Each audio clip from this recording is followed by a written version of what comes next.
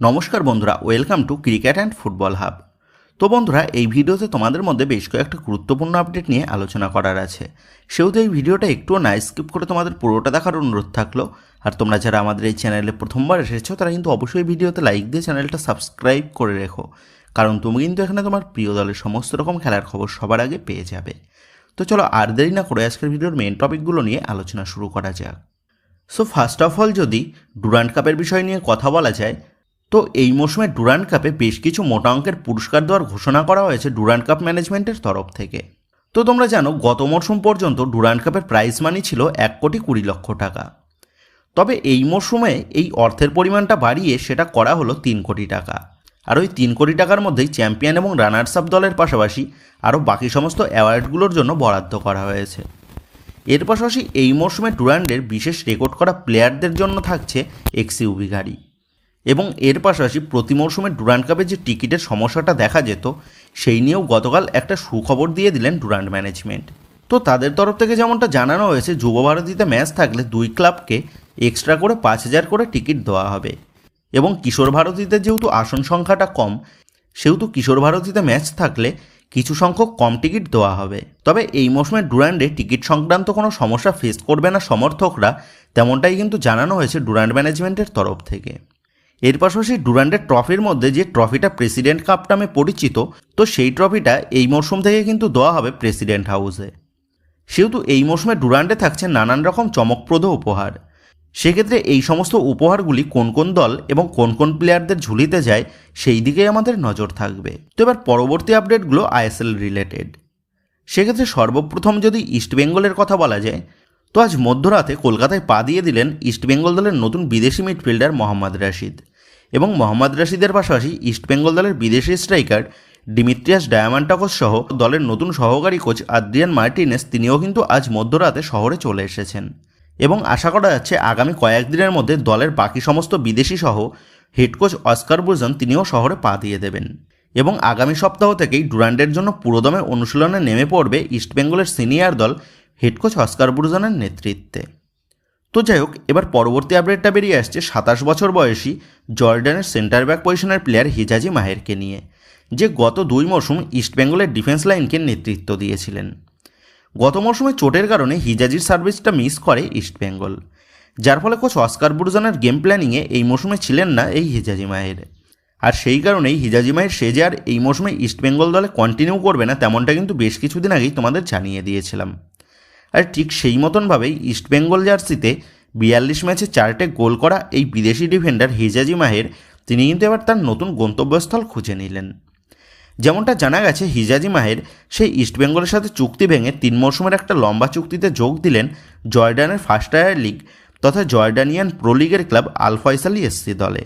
আর এই হিজাজি মাহেরের পাশাপাশি গত মৌসুমে ইস্টবেঙ্গলের জার্সিতে থাকা আর এক চোটগ্রস্ত প্লেয়ার তথা ইস্টবেঙ্গল দলের বিদেশি মিডফিল্ডার মাদি থালাল, তাকেও কিন্তু এই মৌসুমে ইস্টবেঙ্গলের জার্সিতে দেখতে পাওয়ার সম্ভাবনাটা খুবই কম। আর এই মাদি থালালের সাথে এর আগে চেন্নাইন এফসি ম্যানেজমেন্ট তারা কিন্তু বেশ খানিক দূর কথাবার্তা এগিয়েছিল। সেহেতু এই মরশুমে এই ফ্রেঞ্চ মিডফিল্ডার মাদি থালাল তিনি কোন জার্সিতে মাঠে নামে, সেই দিকেই আমাদের নজর থাকবে। তো যাই হোক, এবার পরবর্তী আপডেটগুলো বেরিয়ে আসছে মোহনবাগানকে নিয়ে। তবে মোহনবাগানকে নিয়ে আপডেটগুলো শেয়ার করার আগে তোমাদের কাছে একটাই অনুরোধ থাকলো, তোমরা যারা যারা আমাদের এই ভিডিওটা দেখছো কিন্তু এখনও পর্যন্ত আমাদের এই ভিডিওতে একটা লাইক করোনি বা লাইক করতে ভুলে গেছো, তারা আর দেরি না করে অবশ্যই আমাদের এই ভিডিওতে একটা লাইক করে দিও। আর রোজ রোজ এইরকম লেটেস্ট আপডেটগুলো সবার আগে পাওয়ার জন্য তোমরা যারা যারা এখনও পর্যন্ত আমাদের চ্যানেলটাকে সাবস্ক্রাইব করোনি বা সাবস্ক্রাইব করতে ভুলে গেছো, তারা আর দেরি না করে আমাদের এই চ্যানেলটাকে সাবস্ক্রাইব করে রেখো। কারণ তোমরা ভিডিওতে লাইক এবং চ্যানেলটাকে সাবস্ক্রাইব করলেই তোমাদের জন্য রোজ রোজ এইরকম লেটেস্ট আপডেটগুলো নিয়ে আসতে আমাদেরও ভালো লাগবে। সেহেতু অবশ্যই তোমরা আমাদের এই ভিডিওতে একটা লাইক এবং যারা চ্যানেলটাকে সাবস্ক্রাইব করোনি তারা আমাদের এই চ্যানেলটাকে সাবস্ক্রাইব করে রেখো। তো যাই হোক, ইতিমধ্যেই আইএসএলের বেশ কিছু দল তারা নিজেদের প্রি সিজন স্টার্ট করে দিয়েছে। আর সেই কারণেই মোহনবাগান সমর্থকদের মনের মধ্যে বর্তমানে একটাই প্রশ্ন ঘোরাফেরা করছে, বাকি দলগুলি যেহেতু নিজেদের প্রি সিজনগুলো স্টার্ট করে দিয়েছে, সেহেতু মোহনবাগান কবে থেকে নিজেদের প্রি সিজনটা স্টার্ট করবে। তো এই বিষয়ে তোমাদের জানিয়ে রাখি, গত কয়েকদিন আগে মোহনবাগানের নতুন সচিব তথা সৃঞ্জয় বোস তিনি জানিয়েছিলেন মোহনবাগানের মাঠ সংস্কারের কাজ চলছে এবং সেই কাজগুলো মিটে গেলেই প্লেয়াররা অনুশীলনে নেমে পড়বে। আর যেমনটা খবর, আগস্ট মাসের প্রথম বা দ্বিতীয় সপ্তাহ থেকেই মোহনবাগানের সিনিয়র দল অনুশীলনে নেমে পড়বে। তো এবার জেমি ম্যাকলারেনের কথা বললে তোমরা জানো এই মৌসুমের মোহনবাগানের সেরা স্ট্রাইকার হিসাবে মনোনীত হয়েছে জেমি ম্যাকলারেন। আর এই মৌসুমেও মোহনবাগানের প্রতিষ্ঠিতা দিবসের দিনই সমস্ত পুরস্কারগুলো প্রদান করা হবে। এবং যেমনটা জানা গেছে 29শে জুলাই নিজে হাতেই পুরস্কার নিতে পারেন জেমি ম্যাকলারেন। সেহেতু 28 বা 29 তারিখে কলকাতায় কিন্তু দেখা যেতে পারে জেমি ম্যাকলারেনকে, এবং দলের বাকি বিদেশিরা আগস্ট মাসের 2-3 তারিখ নাগাদ কলকাতায় পা দিতে পারে। তো যাই হোক, এই মৌসুমে মোহনবাগান যেহেতু ACL 2-এ খেলতে নামবে, আর এই মৌসুমে মোহনবাগান ম্যানেজমেন্টের মেন টার্গেট যেহেতু ACL 2-এ ভালো ফলাফল করা, সেই কারণে মোহনবাগান ম্যানেজমেন্টের উচিত ছিল এতদিনে বিদেশে গিয়ে প্রিসিজন স্টার্ট করা। তাতে দলের প্লেয়ারদের মধ্যে যেমন কম্বিনেশনটা বাড়তো, ঠিক তেমনভাবেই চোট প্রবণতাটাও কম হতো। কিন্তু তেমনটা না করে মোহনবাগান ম্যানেজমেন্ট তারা কিন্তু মরার সময় হরিনাম করার মতন কাজ করে চলেছে, যার ফলে গত মৌসুমের মতনই এই মৌসুমেও ভুগতে না হয় মোহনবাগানকে। কারণ গত মৌসুমেও দেরিতে অনুশীলন শুরু করার জন্য মৌসুমের শুরুর দিকের বেশ কিছু ম্যাচে প্লেয়ারদের মধ্যে বোঝাপড়াটা ঠিক মতন তৈরি না হওয়ায় দলকে কিন্তু বেশ কিছু ম্যাচে ভুগতে হয়েছিল। আর গত মৌসুমের মতনই সেই একই রাস্তায় কিন্তু হাঁটছে এই মৌসুমেও মোহনবাগান ম্যানেজমেন্ট। মোহনবাগান ম্যানেজমেন্ট যেহেতু এত টাকা খরচ করে দল গঠন করছে, সেহেতু মোহনবাগান ম্যানেজমেন্টের উচিত ছিল নিজেদের প্রিসিজন সঠিকভাবে বেশ কয়েক মাস আগে থেকেই স্টার্ট করে দেওয়া। তাতে আখেরে কিন্তু মোহনবাগানের জন্যই লাভ হতো, সেটা বলাই যায়। তো যাই হোক, এই বিষয়ে তোমাদের কি মতামত তা অবশ্যই নিচে কমেন্ট করে জানিয়ে দিও। তো এবার পরবর্তী আপডেটটা বেরিয়ে আসছে মোহনবাগানকে কেন্দ্র করে এক সেরা প্লেয়ারের কন্ট্রাক্ট এক্সটেনশনের বিষয়ে। আর সেই প্লেয়ারটা হচ্ছে মোহনবাগান দলের 20 বছর বয়সী কাশ্মীরি তনয় সুহেল আহমেদ ভাট। মোহনবাগানের সিনিয়র ও জুনিয়র দল মিলিয়ে এই সুহেল আহমেদ ভাট সে মোট 36টা ম্যাচ খেলেছে, যেখানে 5টা গোলও করেছে এই সুহেল আহমেদ ভাট। তো এই সুহেল আহমেদ ভাটকেই আরও 3 মরশুমের জন্য নিজেদের দলে ধরে রাখতে চাইছে বাগান ম্যানেজমেন্ট, এবং সেই মতনভাবেই সুহেল আহমেদ ভাটের কাছে 3 মরশুমের চুক্তি প্রস্তাব কিন্তু পাঠিয়ে দেওয়া হয়েছে মোহনবাগান ম্যানেজমেন্টের তরফ থেকে, যেটা কিন্তু অবশ্যই একটা বড় সুখবর মোহনবাগানের জন্য, সেটা বলাই যায়। কারণ এই সমস্ত তরুণ তারকা প্লেয়াররাই আগামীতে মোহনবাগান দল এবং ভারতীয় ফুটবলের ভবিষ্যৎ হয়ে উঠতে চলেছে। তো এবার পরবর্তী আপডেটটা বেরিয়ে আসছে 23 বছর বয়সী ভারতীয় ডিফেন্ডার সুমিত রাঠিকে নিয়ে, যে বিগত বেশ কিছু মরশুম ধরে আইএসএলে এটিকে মোহনবাগান এবং মোহনবাগান সুপার জায়েন্ট দলের সদস্য ছিলেন। তবে মোহনবাগানের সিনিয়র দলে তেমন একটা সুযোগ পেতে দেখা যায়নি এই সুমিত রাঠিকে, যার কারণে গত জানুয়ারি ট্রান্সফার উইন্ডোতে এই সুমিত রাঠি সে 1 মরশুমের চুক্তিতে যোগ দিয়েছিল নর্থ ইস্ট ইউনাইটেড এফসি দলে। তবে নর্থ ইস্ট ইউনাইটেড এফসিতে গিয়েও গত মরশুমে তেমন একটা গেম টাইম পেতে দেখা যায়নি এই সুমিত রাঠিকে, যার ফলে সুমিত রাঠি সে কিন্তু নর্থ ইস্ট ইউনাইটেড এফসির সাথে মিউচুয়ালি কন্ট্রাক্ট টার্মিনেট করে নিয়ে গতকাল নর্থ ইস্ট ইউনাইটেড এফসিকে অফিসিয়ালিভাবে গুড বাই জানিয়ে দিয়েছে। এবং যেমনটা জানা গেছে, আইএসএল ও আই লিগের বেশ কিছু দলের তরফ থেকে এই সুমিত রাঠির কাছে প্রস্তাব এসেছে। সেহেতু এই তরুণ ভারতীয় ডিফেন্ডার সুমিত রাঠি সে এই মৌসুমে কোন জার্সিতে মাঠে নামে সেই দিকেই আমাদের সকলের নজর থাকবে, এবং আশা করব এই মৌসুমে সুমিত রাঠি সে ভালো পারফরমেন্স করে নিজেকে আবারও মেলে ধরতে পারবে। তো যাই হোক, এবার নেক্সট আপডেটটা বেরিয়ে আসছে 32 বছর বয়সে স্প্যানিশ সেন্টার ফরওয়ার্ড পজিশনের প্লেয়ার বর্জা বেস্টনকে নিয়ে।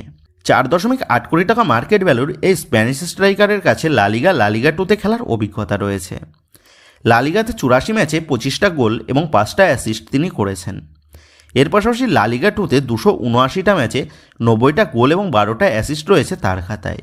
তো তোমাদের আশা করি মনে আছে, যখন এটিকে মোহনবাগান দল ছিল তখন এই বর্জা বেস্টনের দিকেই নজর ছিল মোহনবাগান ম্যানেজমেন্টের। তবে সেই সময় এই বর্জা বেস্টন তিনি ভারতে আসতে তেমন একটা আগ্রহী ছিলেন না। তবে বর্তমানে দাঁড়িয়ে যেমনটা জানা গেছে, এই বর্জা বেস্টন তিনি এই মৌসুমে আইএসএলে মুভ করতে পারেন, এবং এই বর্জা বেস্টনের সাথে কথাবার্তা চালাচ্ছে বেঙ্গালুরু এফসি ম্যানেজমেন্ট।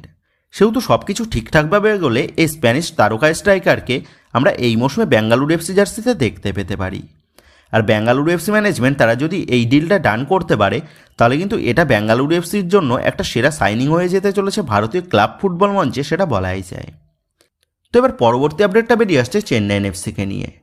তো এই মৌসুমে হেড কোচ ওয়েন কোয়েলের সাথে চেন্নাইন এফসি ম্যানেজমেন্টের চুক্তি থাকলেও গতকাল চেন্নাইন এফসি ম্যানেজমেন্ট তারা কোচ ওয়েন কোয়েলের সাথে নিজেদের কন্ট্রাক্টটাকে টার্মিনেট করে নিলেন। এবং যেমনটা খবর, চেন্নাইন এফসি ম্যানেজমেন্ট তারা আইএসএল এক্সপিরিয়েন্স বেশ কিছু হেড কোচের সাথে কথাবার্তা চালাচ্ছে। সেহেতু এই মৌসুমে চেন্নাইন এফসি দলের নতুন হেড কোচ পদে কোন কোচকে আমরা দেখতে পাই সেই দিকেই আমাদের নজর থাকবে। তবে মৌসুমের শুরুর দিকেই Chennaiyin FC management coach when কোয়েলের সাথে চুক্তিটা ভেঙে কতটা সঠিক কাজ করলেন সেটাই কিন্তু দেখার বিষয় হবে। অপর দিক দিয়ে আবার এটাও দেখার বিষয় হবে কোচ ওয়েন কোয়েলকে আমরা আগামীতে আইএসএলের অন্য কোনো দলের হেড কোচের পদে দেখতে পাই নাকি। তো যাই হোক, এবার লাস্ট আপডেটটা বেরিয়ে এসেছে সিএফএল নিয়ে। তো তোমরা জানো আগামী 19 তারিখ সিএফএলের ডার্বি ম্যাচ অনুষ্ঠিত হওয়ার কথা ছিল। তবে গতকালই তোমাদের জানিয়েছিলাম ওই দিন কল্যাণীতে পুলিশ প্রশাসনের তরফ থেকে ডার্বি ম্যাচ করার গ্রিন সিগন্যাল পাওয়া যাচ্ছিল না। তবে এই মুহূর্তে দাঁড়িয়ে যে লেটেস্ট আপডেটটা জানা গেছে 19 তারিখের পরিবর্তে আগামী 26 তারিখ সেই কল্যাণী স্টেডিয়ামেই ডার্বি ম্যাচ করার অনুমতি মিলেছে এবং আগামী 26 তারিখ 10,000 সমর্থক নিয়ে ডার্বি ম্যাচ করার অনুমতি দিয়েছেন কল্যাণী পুলিশ প্রশাসন। সেহেতু আগামী 26 তারিখ আমরা বাংলা ফুটবলের এই মৌসুমের সবথেকে বড় ম্যাচ তথা ডার্বি ম্যাচ দেখতে পেতে চলেছি। তো বন্ধুরা, তোমরা কারা কারা এই ডার্বি ম্যাচ দেখতে যাচ্ছ এবং এই মৌসুমের প্রথম বড় ম্যাচের রং কী হতে পারে বলে তোমার মনে হচ্ছে, এই বিষয়ে তোমাদের মতামতটা অবশ্যই নিচে কমেন্ট করে জানিয়ে দিও। তো বন্ধুরা, এই ভিডিওতে এই আপডেট কটা নিয়েই তোমাদের মধ্যে আলোচনা করার ছিল। তো আশা করি ভিডিওটা তোমাদের ভালো লেগেছে। তো যদি ভিডিওটা ভালো লেগে থাকে তাহলে ভিডিওতে লাইক দিয়ে চ্যানেল সাবস্ক্রাইব করে পাশে থাকা বেল আইকনটা অবশ্যই প্রেস করে দিও। আর তোমরা যারা এখনও পর্যন্ত আমাদের সোশ্যাল মিডিয়া পেজের সাথে যুক্ত হওনি তারা অবশ্যই নিচের ডেসক্রিপশন বক্সের লিঙ্ক থেকে আমাদের সোশ্যাল মিডিয়া পেজের সাথে যুক্ত হয়ে যেতে পারো, কারণ এখন কিন্তু সমস্ত লেটেস্ট আপডেটগুলো সবার আগে আমাদের সোশ্যাল মিডিয়া পেজেই পোস্ট করা হয়।